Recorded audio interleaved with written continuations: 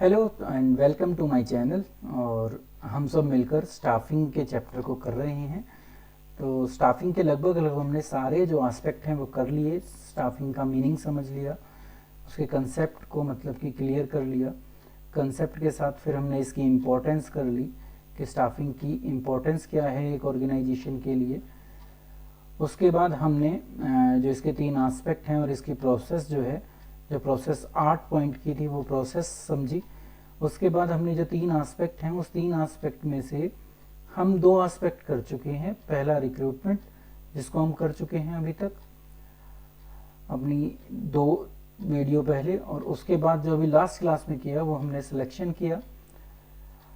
अब एक चीज़ रह गई है इसके एस्पेक्ट को, उसको हम आज करते हैं और अपने इस टॉपिक को समाप्त करते हैं। इसी के साथ हमारा स्टाफिंग का चैप्टर भी खत्म हो जाएगा। तो आज और इस चैप्टर का सबसे जो लास्ट टॉपिक है वो ट्रेनिंग एंड डेवलपमेंट है। तो हम देखेंगे कि रिक्रूटमेंट करने के बाद, सिलेक्शन करने के बाद उन जो हमारे एम्प्लॉयज़ हैं उनको जब हम क्या करते हैं, उनकी परफॉर्मेंस को अप्रेस करते हैं, देखते हैं, नाप उसको चेक करते हैं। तो अगर कहीं पर ट्रेनिंग की ज़रूरत है तो हम ट्रेनिंग दे पाएँ उनको, और जैसा भी उनकी जो नॉलेज है, उनके कैरियर की जो एडवांसमेंट है, उनकी डेवलपमेंट की जा सके एज इंडिविजुअल, मतलब कि एज इंडिविजुअल एम्प्लॉई और एज वेल एज इंडिविजुअल इंसान। तो वो सब काम हम इस ट्रेनिंग एंड डेवलपमेंट में करते हैं। तो शुरू करते हैं हम आज के अपने इस टॉपिक को। बस आपसे एक बार फिर दोबारा से आपको याद दिला रहा हूँ, जिन्होंने अभी तक सब्सक्राइब नहीं किया है मेरे चैनल को वो प्लीज़ सब्सक्राइब कर ले चैनल को और बेल आइकन को भी प्रेस कर दे, सो दैट उनके पास समय पर वीडियो पहुंच सके।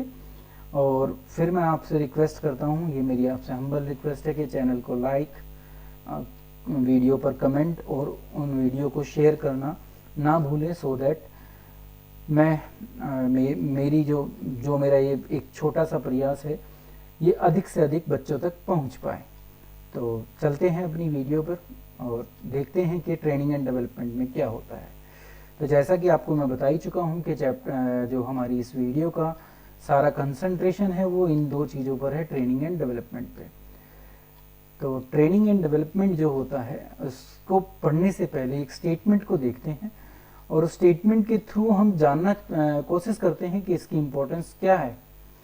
देखिए, अगर हम ये चाहें कि हम 1 साल का प्लान करें तो हम बीज बो सकते हैं। जैसे हम भाई आपने देखा होगा जब खेती की जाती है तो जब हम बीज को बोते हैं तो लगभग वो सारी जो फसल है वो 1 साल के अंदर तैयार हो जाती है।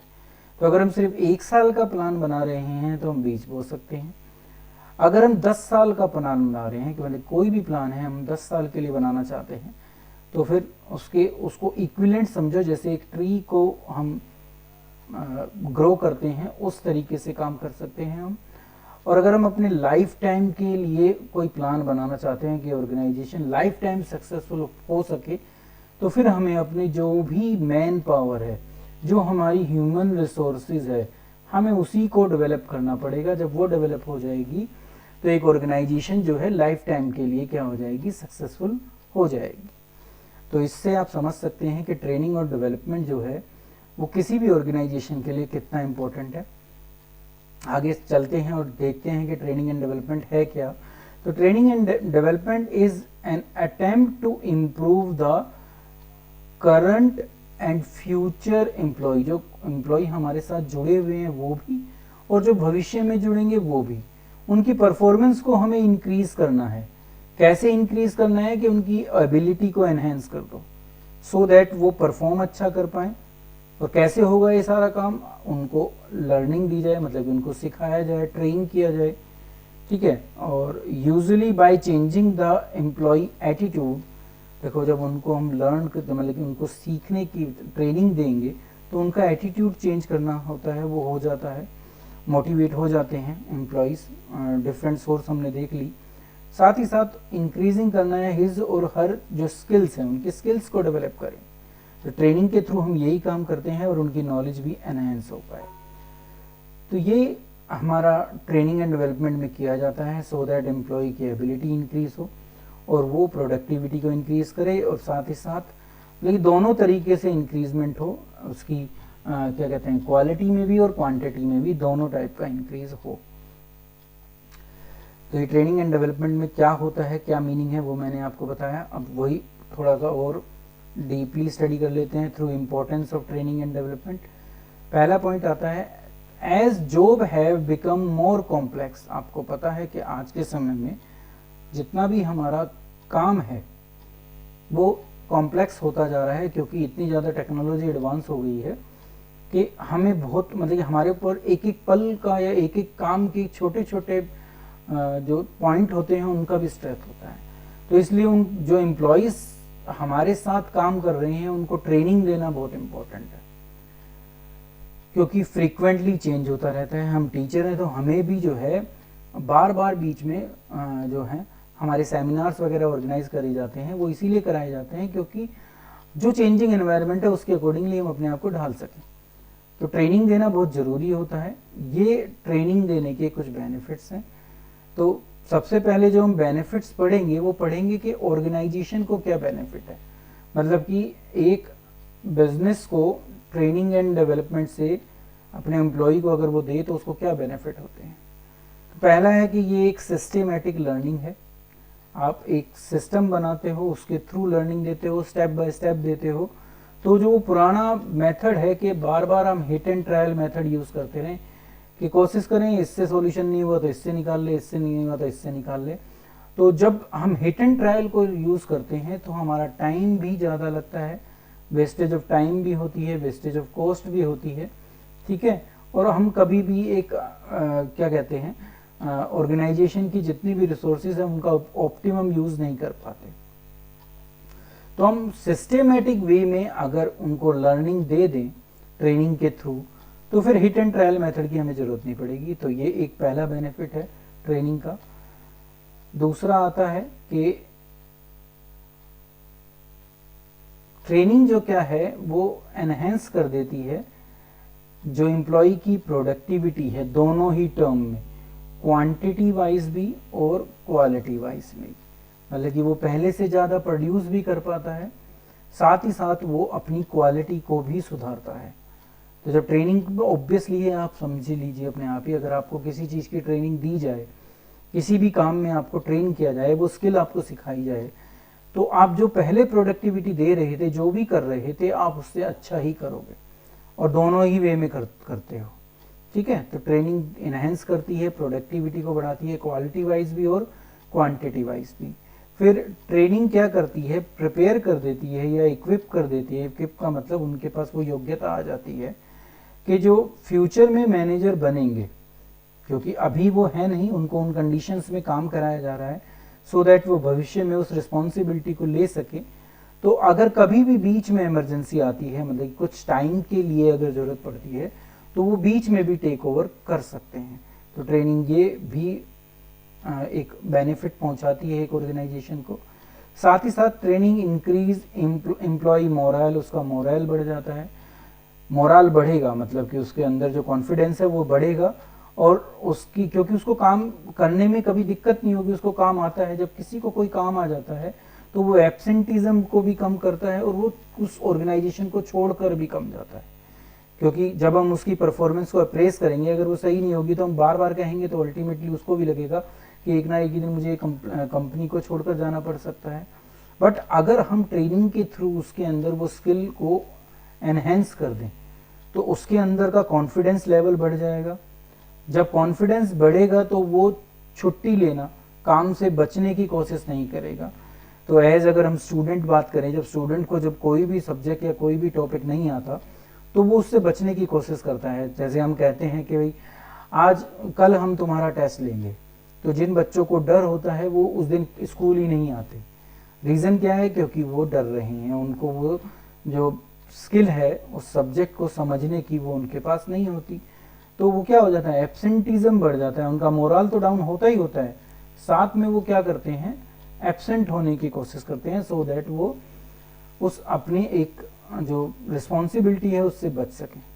बट अगर हमने उनको वो पर्टिकुलर टॉपिक अच्छी तरह से स्किल वो सिखा दी, वो उनकी लर्निंग को एनहेंस कर दिया, तो उनका मोरल भी बूस्ट हो जाता है और साथ ही साथ वो एब्सेंट भी नहीं रहते। Next, it help in obtaining effective response. Response effective आता है मतलब कि पॉजिटिव आता है। जो भी हमारे आसपास चेंजिंग एनवायरनमेंट है जो बहुत जल्दी चेंज होता है, तो हम उसमें अपने आप को एडजस्ट करके और इंस्टेंट रिस्पॉन्स देते हैं दोनों वे में, चाहे टेक्नोलॉजिकल वे में हो और चाहे इकोनॉमिकल वे में हो।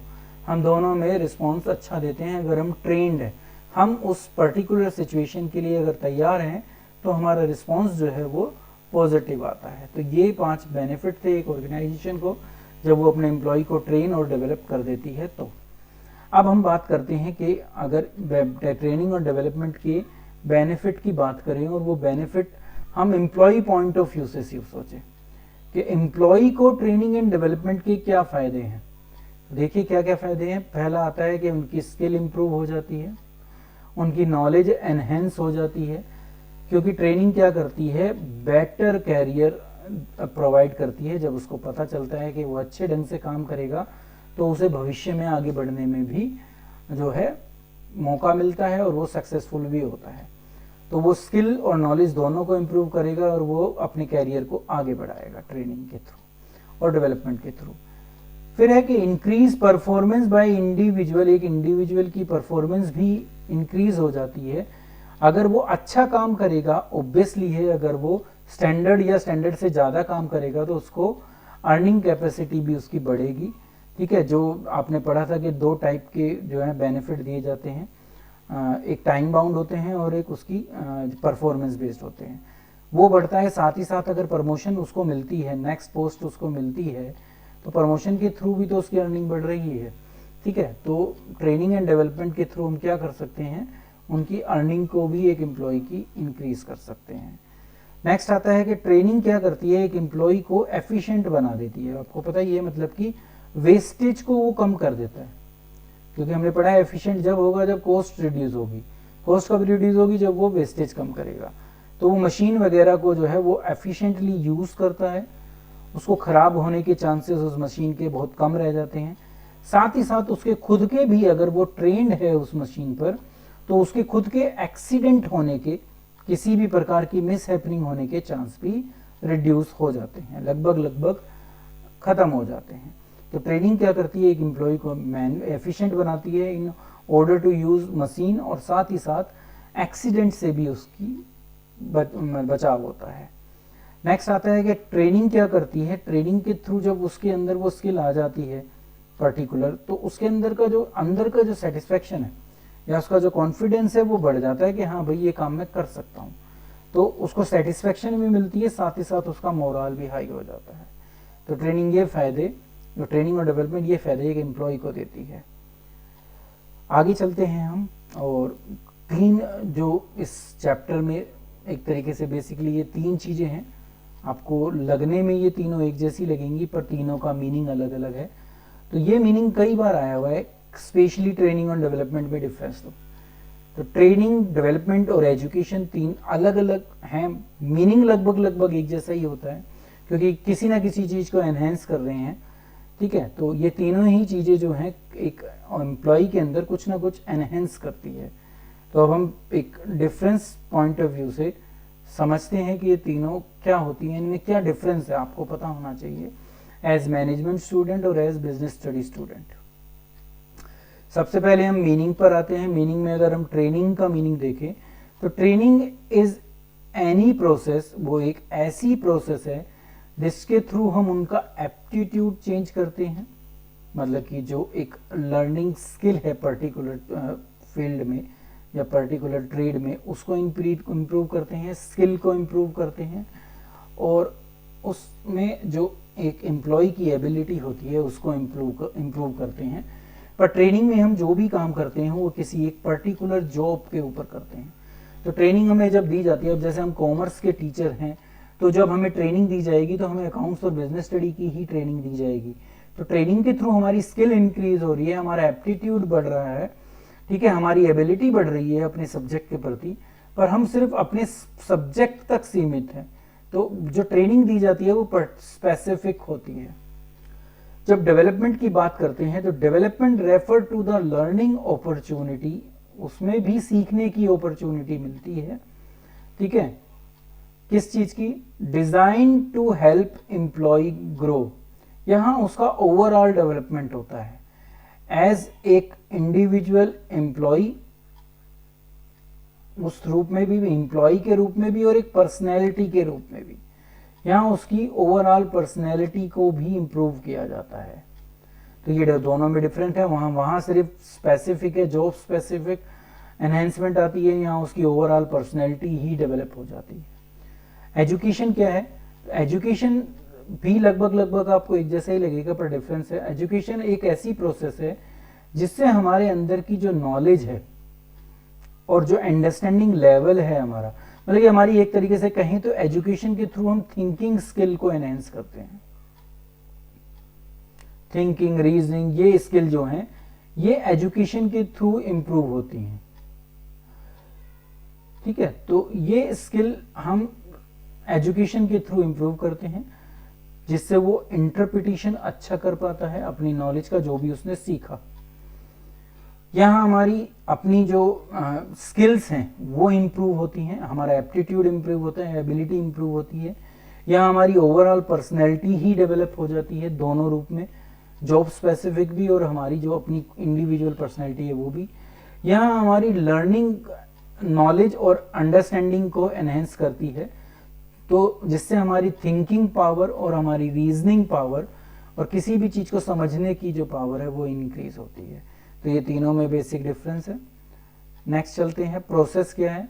तो इसकी जो प्रोसेस है वो ऐसी है कि इसके थ्रू हम नई स्किल सीखते हैं, नई नॉलेज, जैसे क्रिकेट की कोचिंग हम लेने लग जाएं तो हमारे अंदर वो एक स्किल डेवलप हो जाएगी क्रिकेट प्लेइंग की। फिर उस क्रिकेट प्लेइंग की जब हम मैच खेलते हैं तो उसको एप्लीकेशन भी हम कर पाते हैं ट्रेनिंग के थ्रू। जब डेवलपमेंट होती है तो उससे हमारी लर्निंग जो ये वाली थी वो भी इंप्रूव होती है और हम एज एन इंडिविजुअल भी ग्रो करते हैं, क्योंकि जब मैनेजर बनोगे तो आपकी कम्युनिकेशन स्किल भी एनहेंस होगी, आपकी लोगों को डील करने की, हैंडलिंग करने की जो स्किल है वो भी एनहेंस होती है।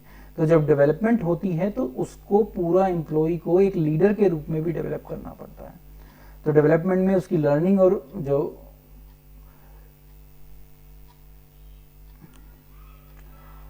उसका जो ओवरऑल पर्सनैलिटी है वो डेवलप होती है। एजुकेशन में चलते हैं।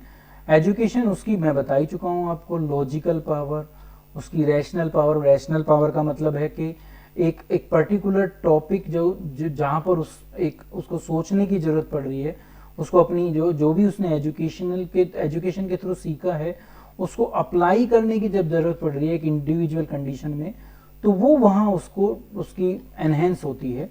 लॉजिकल और रैशनल माइंड उसका डेवलप होता है, जिससे वो क्या करता है, जितने भी वेरिएबल हैं, वेरिएबल का मतलब जब एक प्रॉब्लम हमारे सामने है तो उसकी सॉल्यूशन के जितने भी साधन हैं वो वेरिएबल कहलाएंगे, वो उनको समझ पाता है, उनके बारे में सोच पाता है और डिसीजन ले पाता है, और जो भी वो फिनोमिनन है, मतलब जो भी हमारे सामने वो सिचुएशन है उसको वो समझ पाता है।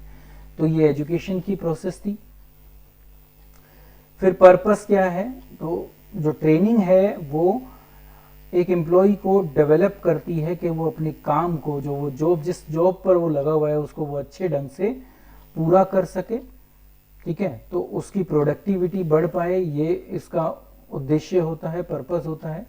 डेवलपमेंट का होता है कि ओवरऑल ग्रोथ जो है एम्प्लॉय की वो बढ़ सके, वो इंक्रीज हो सके, वो एनहेंस हो सके। एजुकेशन का जो ऑब्जेक्टिव होता है, पर्पस होता है, वो ये होता है कि उसकी जो एनालिसिस थिंकिंग है, एनालाइज कर पाए वो, मतलब कि विश्लेषण कर पाए किसी भी चीज को, कई सारी चीजों को जोड़ पाए, सिंथेसाइज कर पाए, और वो ऑब्जेक्टिविटी हो। ऑब्जेक्टिव का मतलब है कि वो एक पर्टिकुलर जो भी एक सामने सिचुएशन है उसके अकॉर्डिंग से, दो चीजें हमने पढ़ी होती हैं, एक सब्जेक्टिव होता है और एक ऑब्जेक्टिव होता है। तो वो सब्जेक्टिव ना होकर ऑब्जेक्टिव बन पाए, मतलब कि सब्जेक्टिव की तरफ ना ध्यान हो, वो ऑब्जेक्टिविटी को देखे कि जो उसके सामने एक पर्टिकुलर सिचुएशन है, उस सिचुएशन के लिए वो थिंकिंग कर सके और अपने आप को डेवलप कर सके, तो वो कहलाता है ऑब्जेक्टिविटी। जब हम पर्टिकुलर एक कंडीशन से रिलेटेड सोचते हैं और उसको सॉल्यूशन करने की कोशिश करते हैं। तो एजुकेशन हमें ऑब्जेक्टिविटी की तरफ लेके जाती है, एनालिसिस करना सिखाती है और कई सारी चीज़ों को जोड़कर निष्कर्ष निकालना सिखाती है। नेक्स्ट पर चलते हैं। स्कोप क्या है? तो जब ट्रेनिंग की स्कोप की बात करें तो ये जॉब ओरिएंटेड प्रोसेस है, जॉब की तरफ सारा ध्यान होता है। डेवलपमेंट की बात करें क्योंकि उसको आगे बढ़ना है तो कैरियर ओरिएंटेड होती है ये प्रोसेस। और जब एजुकेशन की बात करें तो ये लर्निंग, ये सीखने को मिलता है यहाँ से, तो ये लर्निंग ओरिएंटेड प्रोसेस होती है। और मेरे हिसाब से आप इन तीनों चीज़ में, ट्रेनिंग, डेवलपमेंट और एजुकेशन में जो डिफरेंस है उसको समझ चुके होंगे।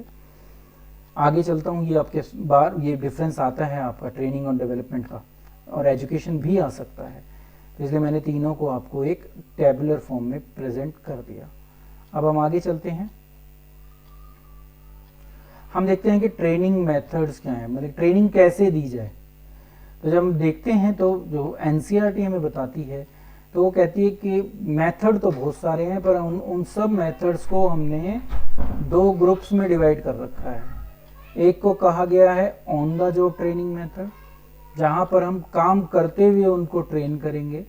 तो ऑन द जॉब मेथड का मतलब है वो मेथड जिनमें हम अपनी जो भी नॉलेज है उसको कैसे एनहेंस करते हैं वर्क प्लेस पर काम कर कर, मतलब कि हम एक्चुअल वर्किंग कंडीशन में सीखते हैं नई चीजें, तो वो कहलाता है on the job training method. ठीक है, तो वो मैं आपको बता ही चुका हूँ कि जब वो एक्चुअली काम कर रहे हो, जब वो वर्क प्लेस से नॉलेज को एनहेंस करेंगे तो on the job training method मिलेंगे आपको। मिलेंगे इसके बारे में आगे कौन कौन से हैं। On the job training method में जो मीनिंग है उसको अगर हम समझे तो वो कहा जाता है लर्निंग वाइल डूइंग, काम करते हुए काम को सीखना, ये कहलाता है ऑन द जॉब। अब आती है ऑफ द जॉब, दूसरा होता है जब हम काम पर ना हो, जॉब पर ना हो, तो of the job training method को यूज किया जाता है। तो of the job method is used away from the work place, मतलब कि हम काम पर नहीं होंगे, उस जगह पर नहीं होंगे जहां एक्चुअल में काम हो रहा है, उससे दूर होंगे, तो वो of the job training method कहलाता है। तो इस मेथड को कहा जाता है कि लर्निंग बिफोर डूइंग, करने से पहले सीखो। तो ऑफ द जॉब में करने से पहले और ऑन द जॉब में करते समय। ठीक है, तो दोनों मेथड अपने आप में इंपॉर्टेंट है, अलग अलग जगह पर अलग अलग को यूज किया जाता है। जहां हमारे पास ये होता है कि हमारी मशीन बहुत महंगी है और सीधा हम उन पर एम्प्लॉय को काम नहीं करा सकते, एक्सीडेंट होने के भी चांस है और मशीन के खराब होने के भी चांस है, तो हम of the job training method की तरफ जाते हैं। जब हमारे एम्प्लॉय जो हैं स्किल्ड होते हैं ऑलरेडी पहले, तो उनको भी हम क्या करते हैं, कोशिश करते हैं कि उनको कुछ प्रेजेंटेशन के थ्रू, कुछ फिल्म के थ्रू हम सिखा सकें और फिर वो उस नॉलेज को अपने अकॉर्डिंगली अप्लाई कर सकें। तो जब भी हम of the job training method use करते हैं।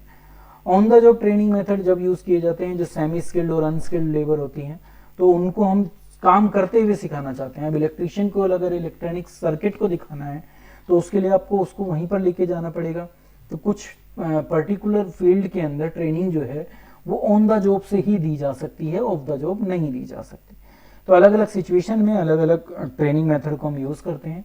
तो देखते हैं कि दोनों में कौन कौन से मेथड शामिल हैं। तो शुरुआत हम on the job training method से करेंगे कि काम करते हुए कौन कौन से मेथड हैं जिसके थ्रू हम जो हैं अपने एम्प्लॉयज को ट्रेन कर सकते हैं। तो पहला आता है अप्रेंटिसशिप प्रोग्राम।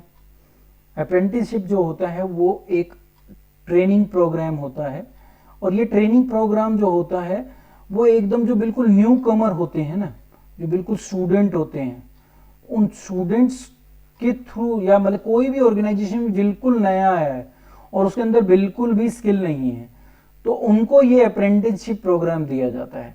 इसका एग्जांपल आप इस चीज़ से समझ सकते हो कि जब लोग आईटीआई में डिफरेंट ट्रेड की ट्रेनिंग लेते हैं तो वो अप्रेंटिसशिप के थ्रू ही काम करते हैं। तो जो बिल्कुल न्यू कमर होते हैं उनको हम अप्रेंटिसशिप ट्रेनिंग प्रोग्राम के, तो और ये ज़्यादा, ये बात याद रखना है, या तो ये सेमी स्किल्ड होंगे या अनस्किल्ड लेबर होगा, तो उन पर ये यूज़ किया जाता है अप्रेंटिसशिप प्रोग्राम। न्यू कमर की तरह वो काम करते हैं वहाँ पर। आईटीआई उसका एक एग्जांपल मैंने आपके सामने दिया, और आप ऑर्गेनाइजेशन के अंदर भी ऐसे ले सकते हो जो बिल्कुल ऑर्गेनाइजेशन में नए आए हैं और उनके पास कोई खास स्किल नहीं है, तो उनको हम अप्रेंटिसशिप के थ्रू वो काम सिखाते हैं। तो apprenticeship program put the trainee होते हैं वो लोग, अभी सीखने की प्रक्रिया में है, एक गाइडेंस के थ्रू उनको वो काम सिखाया जाता है। उस गाइडेंस को क्या कहा जाता है? Master worker.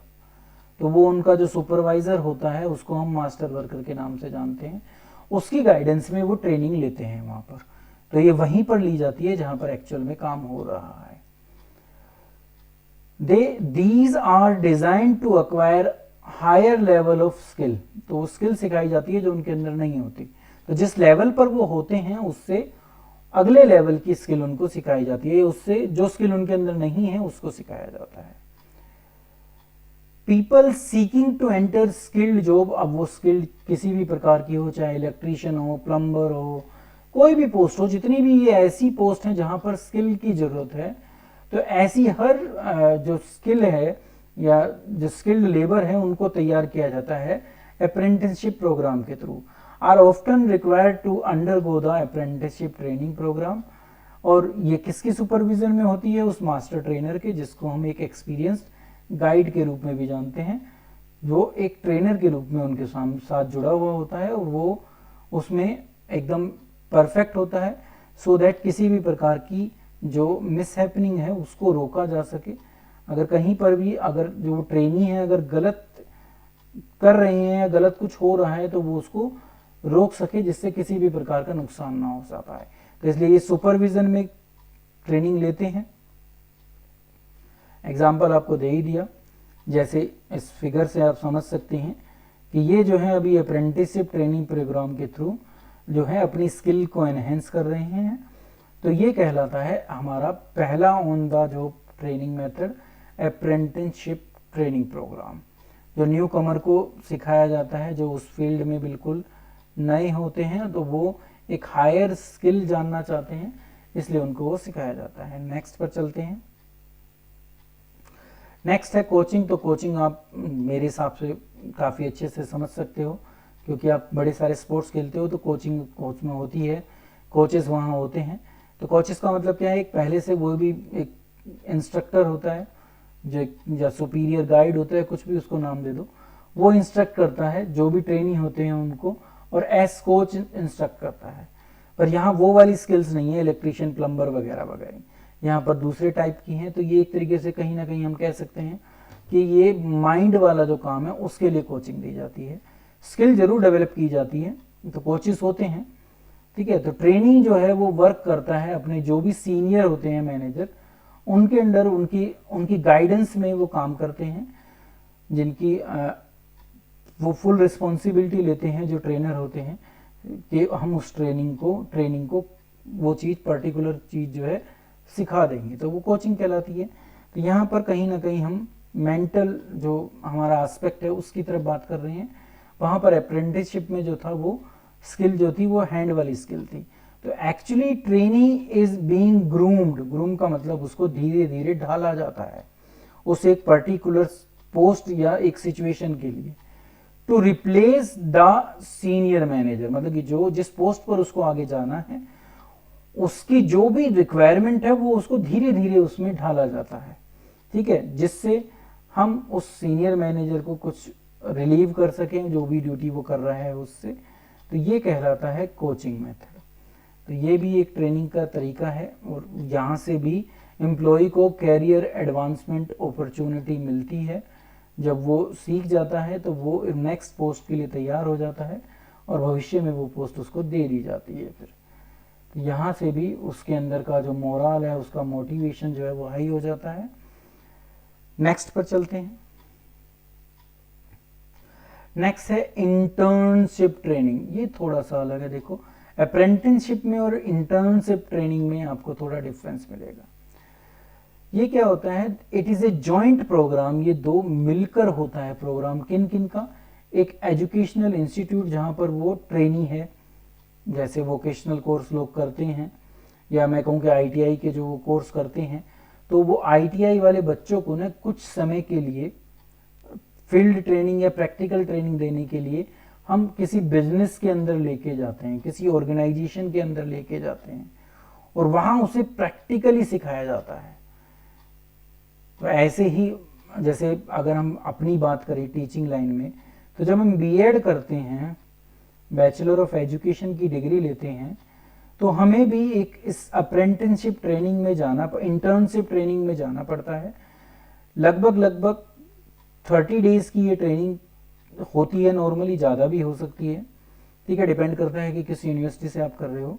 तो 30 दिन हम एक स्कूल में जाते हैं और वहाँ पर हम लेसन प्लान बनाकर अपने लेक्चर को डिलीवर करते हैं, और वो टेस्ट किए जाते हैं हमारे टीचर द्वारा। ये देखा जाता है कि हम टीचिंग के लिए तैयार हैं या नहीं हैं। तो इंटर्नशिप में ट्रेनिंग दी जाती है, पहले उनको थ्योरेटिकल नॉलेज दी जाती है, बाद में उनसे प्रैक्टिकल भी कराया जाता है, तो वो कहलाता है इंटर्नशिप। तो जो सिलेक्टेड कैंडिडेट होते हैं उनको जो है कैरी करनी पड़ती है regular study for prescribe period, वो जो समय जितना भी है।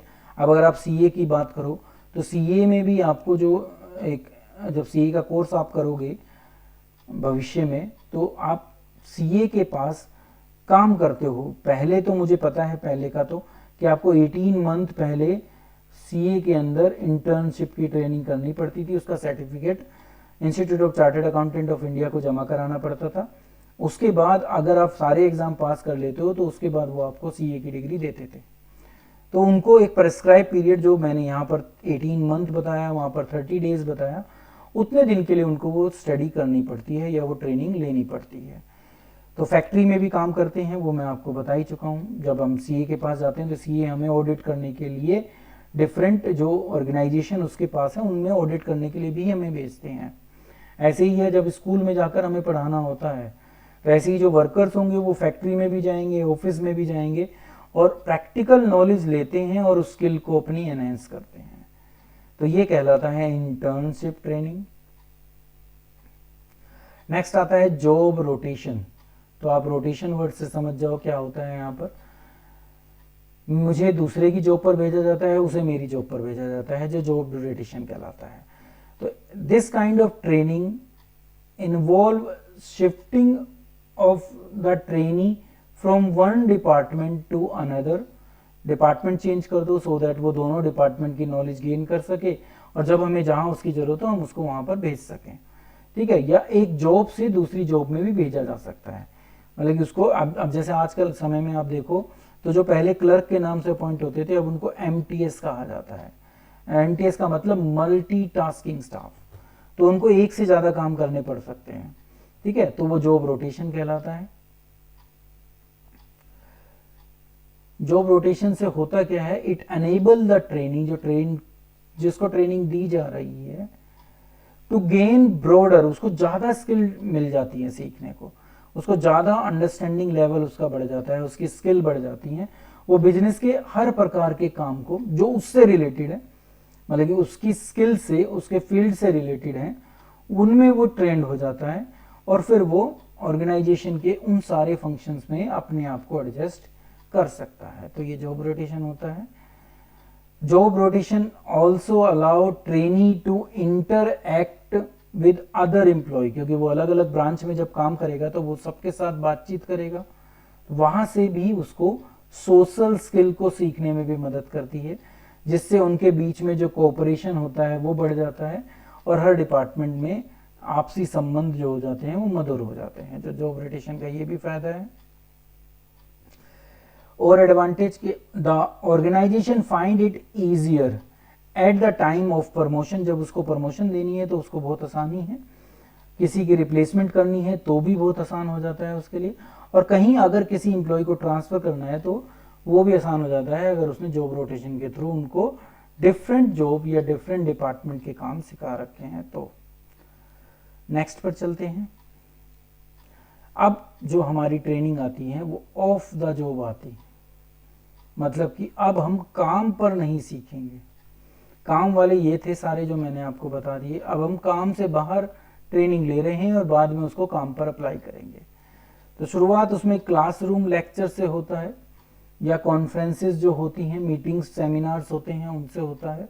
तो वो एक ऐसा तरीका है जिसके थ्रू हम ऑफ द जॉब सिखाते हैं उस एक इंडिविजुअल को।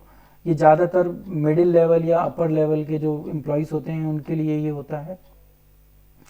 तो जो लेक्चर और कॉन्फ्रेंस अप्रोच जो है वो अडेप्ट की जाती है आसानी से, जहाँ पर हमें स्पेसिफिक इंफॉर्मेशन देनी हो, जैसे किसी को रूल्स बताने हो कि ऑर्गेनाइजेशन कैसे काम करती है, उसको प्रोसीजर सिखाना हो, उसको कोई मेथड सिखाना हो, तो उस समय हम जो है क्लासरूम लेक्चर और कॉन्फ्रेंस के थ्रू अपने जो लेक्चर को डिलीवर कर सकते हैं विद कंटेंट, जैसे मैं अब आपके सामने डिलीवर कर रहा हूँ विद पावर पॉइंट प्रेजेंटेशन।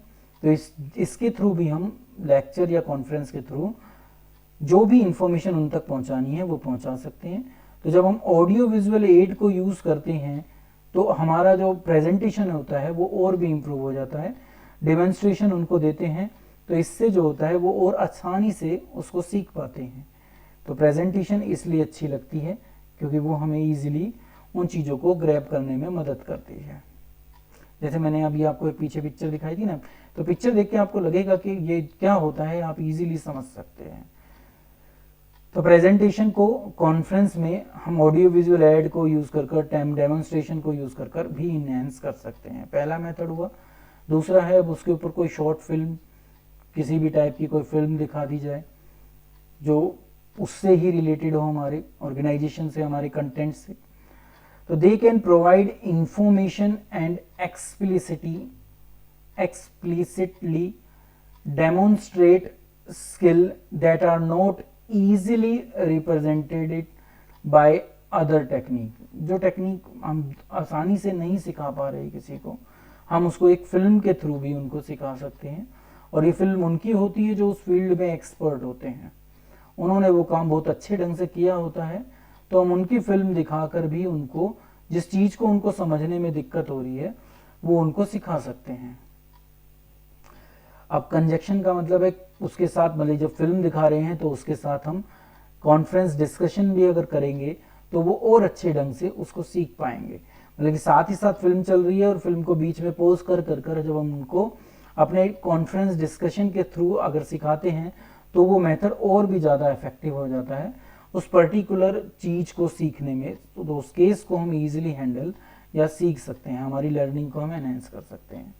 तो ये भी ऑफ द जॉब का था। नेक्स्ट आता है केस स्टडी। केस स्टडी का मतलब है जो पुराना कुछ हुआ है और वो ऑर्गेनाइजेशन के अंदर हुआ है, एक प्रॉब्लम से ऑर्गेनाइजेशन कैसे बाहर आई थी, जब हम उसको सीखते हैं और फिर उसको अप्लाई करने की कोशिश करते हैं आगे भविष्य में। तो जब हम भविष्य के मैनेजर को तैयार करते हैं तो हम केस स्टडी अप्रोच को उनके सामने प्रेजेंट करते हैं। हम एक केस रखते हैं, केस का मतलब प्रॉब्लम रखते हैं, और उस प्रॉब्लम को पहले के मैनेजर ने इस तरीके से डील किया था वो उसको सिखाते हैं, और जिससे वो उस केस को एनालिसिस करता है और फिर अपने अकॉर्डिंगली उसको यूज करता है। तो case study taken from actual experience of organization. Case represent attempt to describe as accurately as possible, जितना सही ढंग से उसको सिखाया जा सके, एक रियल प्रॉब्लम, क्योंकि वो रियल प्रॉब्लम उनके सामने आई हुई। केस स्टडी का मतलब ही क्या है, एक पर्टिकुलर केस का भी हुआ था और उसमें हमने कैसे कैसे डील किया था। तो एक वो रियल प्रॉब्लम है जिसके थ्रू हम उनको सिखा रहे हैं कि मैनेजर इस तरीके से काम कर सकता है। ठीक है, तो जो MBA वगैरह के, BBA वगैरह के स्टूडेंट्स होते हैं उनको मैनेजमेंट की जो नॉलेज दी जाती है वो इन्हीं केस स्टडी के थ्रू दी जाती है, सो दैट वो उन केसेस को समझ सके और फिर एक मैनेजर के रूप में जब बने तो उनको इफेक्टिवली यूज कर पाए। देखिए आपने पढ़ा है, मैनेजमेंट आप पढ़ते हो तो क्योंकि मैनेजमेंट एक फ्लेक्सिबल है, वहां पर बहुत फ्लेक्सिबिलिटी है, तो आपको यूज करना है अपने अकॉर्डिंग, पर आप वहां से हेल्प ले सकते हैं। ठीक है, तो केस स्टडी वो हेल्प करती है हमारी कि एक रियल सिचुएशन में किस तरीके से एक पर्टिकुलर मैनेजर ने सक्सेसफुली उस एक प्रॉब्लम को सॉल्व किया था, तो केस स्टडी कहलाता है। नेक्स्ट आता है कंप्यूटर मॉडलिंग, मतलब कंप्यूटर पर एक मॉडल तैयार किया जाता है और उसके थ्रू उनको सिखाया जाता है। तो जो मशीन बहुत कॉस्टली होती हैं और उन पर अगर काम कराएंगे तो वो खराब होने के चांसेस होते हैं, तो उस समय हम इसको यूज कर लेते हैं सो दैट जो उस मशीन के बिगड़ने के चांसेस हैं वो कम हो जाए। ठीक है, तो it stimulate the work environment by programming, program किया जाता है उसके अकॉर्डिंगली जैसा रियल में होगा।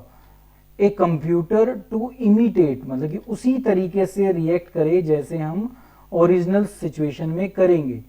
सम ऑफ द रियलिटीज, जो वास्तविकताएं हैं एक जॉब पर, वो उनको इमिटेट करता है, उनको दिखाता है, जिससे लोग जो ट्रेनी होते हैं वो सीख पाएं कि बिना किसी रिस्क के, बिना किसी हाई कॉस्ट के, बिना किसी चीज के खराब हुए हम उनको ये सिखा पाएं कि आप इन चीजों को कैसे इफेक्टिवली हैंडल कर लेंगे।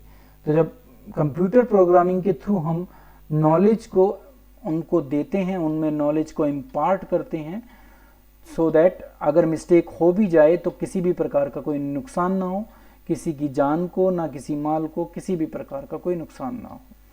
ठीक है, तो उसको कहा जाता है कंप्यूटर मॉडलिंग। नेक्स्ट आता है, ये सबसे इंपॉर्टेंट है, सबसे ज़्यादा पूछा जाने वाला है। ये मैं आपको बता दूं कि ऑफ द जॉब में अगर कोई सबसे ज़्यादा पूछा जाता है तो वो ये पूछा जाता है वेस्टिबुल ट्रेनिंग। वेस्टिबुल का मतलब होता है एक डमी मॉडल पर काम कराना। जैसे ये एक मशीन का डमी मॉडल है। डमी का मतलब ये ओरिजिनल मशीन नहीं है, वो मशीन इतनी महंगी है कि हम उस पर काम नहीं करा सकते। तो हमने उसके लिए क्या किया, एक डमी मॉडल लिया, और क्योंकि वो मशीन इतनी महंगी है, अगर वो ख़राब हो गई या उससे किसी को नुकसान पहुंच गया, कोई एक्सीडेंट हो जाए, तो उस जान माल दोनों की हानि को रोकने के लिए हम एक डमी मॉडल बना देते हैं और दिखाते हैं कि ये किस तरीके से काम करता है। आप यहाँ पर सीखो, और जब यहाँ आप पूरी तरह से सीख जाओ तो जब आप वहाँ पर जाकर ओरिजिनल वर्किंग कंडीशन में उस मॉडल पे काम कर पाओ, तो वो कहलाता है वेस्टिबुल ट्रेनिंग। तो यहाँ क्या होता है, employees learn their job on the equipment, मतलब कि यही मशीन वगैरह, दे विल बी यूजिंग, जिसको वो भविष्य में यूज करेंगे। बट उस ट्रेनिंग कहाँ दी जा रही है, away from the actual work floor, मतलब कि जो काम करने की वास्तविक जगह है वहां से अलग। एक्चुअल एनवायरनमेंट को तैयार किया जाता है, बिल्कुल उसी तरीके से एनवायरनमेंट को तैयार किया जाएगा जैसा फैक्ट्री में होगा, उस इक्विपमेंट पर होगा, वैसा ही बिल्कुल एनवायरनमेंट को क्रिएट किया जाता है। ठीक है, तो एक तरीके से एक क्लासरूम में हम वही एनवायरनमेंट तैयार करते हैं जो एक फैक्ट्री में होता है, और वही सारे मटेरियल, वही सारी फाइल्स, वही सारे इक्विपमेंट दिए जाते हैं जो उनको एक्चुअल वर्किंग कंडीशन में मिलेंगे, पर सब डमी होते हैं, ये बात आपको समझना है। They usually done when employee are required to handle sophisticated machinery, मतलब कि जिनको चलाना आसान नहीं है और जो बहुत महंगी है। तो ऐसे मशीन और इक्विपमेंट पर काम करने से पहले उनको एक डमी मॉडल पर वो सारे काम कराए जाते हैं। तो बनाई बिल्कुल वैसी ही जाती है पर होता डमी मॉडल है, इसलिए इसको वेस्टिबुल ट्रेनिंग कहा जाता है। ठीक है, तो ये एक ट्रेनिंग का तरीका था जिसमें हम एक डमी, आपने देखे होंगे मोबाइल के बहुत डमी आते हैं, तो जब आप दुकान पे जाते हो तो वो डमी मॉडल आपको दिखाते हैं, उससे आपको अंदाज़ा लग जाता है कि फ़ोन कैसा होगा। वहाँ पर उसको चलाना नहीं सिखाया जाता क्योंकि वो हमें ट्रेनिंग नहीं दे रहे, पर डमी मॉडल आपने वहाँ पर भी देखे हैं। ऐसे ही डमी मॉडल मशीन के भी तैयार किए जाते हैं। नेक्स्ट और लास्ट जो है वो है प्रोग्राम इंस्ट्रक्शन। ये प्रोग्राम इंस्ट्रक्शन का मतलब है कि पहले से निश्चित है कि आपको इस तरीके से नॉलेज को इम्पार्ट किया जाएगा। जैसे इसमें आप समझ सकते हो कि जैसे हम कोई सीए का कोर्स कर रहे हैं तो उसका सारा कोर्स पहले से डेवलप किया गया है कि आपको कब क्या क्या करना है। आप कोई एमबीबीएस कोर्स कर रहे हो तो वहाँ पर भी आपको पता है कि फर्स्ट ईयर में क्या है, तो वो सब कुछ प्रोग्राम्ड है पहले से, तो उसको कहा जाता है प्रोग्राम इंस्ट्रक्शन। ठीक है, आपको जो भी ट्रेनिंग देनी है वो पहले से प्री डिसाइडेड फॉर्म में, थियोरेटिकल में भी और प्रैक्टिकल में भी पहले से डिसाइड है, और एक सिस्टमेटिक वे में, सीक्वेंस में उसको तैयार कर रखा है। तो this method incorporate pre arrange, पहले से अरेंज किया हुआ है, और प्रपोज्ड है वो पहले से, acquisition of some specific skill, अब चाहे वो लॉयर की हो, डॉक्टर्स की हो, सीए की हो, या कोई जनरल नॉलेज हो उससे रिलेटेड भी हो, तो वहाँ पर भी वो होता है। आपको यहाँ पर सब कुछ पहले से प्री डिसाइडेड है। ये मैं आपको बता ही चुका हूँ कि इन कोर्स में हो सकता है, चाहे वो सीए का हो, एमबीए का हो, एमबीबीएस का हो, एलएलबी का हो, या कोई और भी हो सकता है। इन्फॉर्मेशन को हम छोटे छोटे भागों में डिवाइड कर देते हैं, सेमेस्टर सिस्टम चला देते हैं, यूनिट्स में डिवाइड कर देते हैं। जो आप पढ़ रहे हो ये भी एक प्रोग्राम्ड इंस्ट्रक्शन है कि आपको चैप्टर वाइज बना रखा है, तोड़ रखा है चीज़ों को, और जो ये यूनिट्स होती हैं फिर वो एक प्रॉपर वे में अरेंज की जाती हैं, जो एक लॉजिकल वे में हो और सीक्वेंशियल हो, ये देखा जाता है, तो उसके थ्रू उनको लर्निंग दी जाती है, तो वो प्रोग्राम इंस्ट्रक्शन कहलाता है। और ये शुरुआत जब भी कभी होगी इसकी तो सिंपल से चलेगा और फिर कॉम्प्लेक्स की तरफ चलता है, मतलब कि डिफ़िकल्टी लेवल धीरे धीरे आगे बढ़ता चला जाता है जैसे जैसे हम कोर्स में आगे बढ़ते चले जाते हैं। तो ये कहलाता है हमारा प्रोग्राम इंस्ट्रक्शन। ये भी ऑफ द जॉब है, इसका भी एक्चुअल वर्किंग कंडीशन से कोई लेना देना नहीं है। तो ये सारे हमारे ट्रेनिंग मेथड थे जो हम ट्रेनिंग एंड डेवलपमेंट में अपने जो एम्प्लॉयज़ हैं उनकी नॉलेज को एनहेंस करते हैं, उनकी स्किल्स को एनहेंस करते हैं, उनके एप्टीट्यूड को एनहेंस करते हैं, उनके अंदर मोरल बूस्ट करते हैं, उनको मोटिवेट करते हैं, सो दैट वो ऑर्गेनाइजेशन के ऑब्जेक्टिव को इफेक्टिवली अचीव कर सकें। तो आज की वीडियो में इतना ही था और हमारा स्टाफिंग का चैप्टर जो है वो आज अब समाप्त होता है। नेक्स्ट वीडियो में हम जब बिजनेस स्टडी की लेके आएंगे तो डायरेक्टिंग करेंगे। आज के लिए इतना ही। Thank you.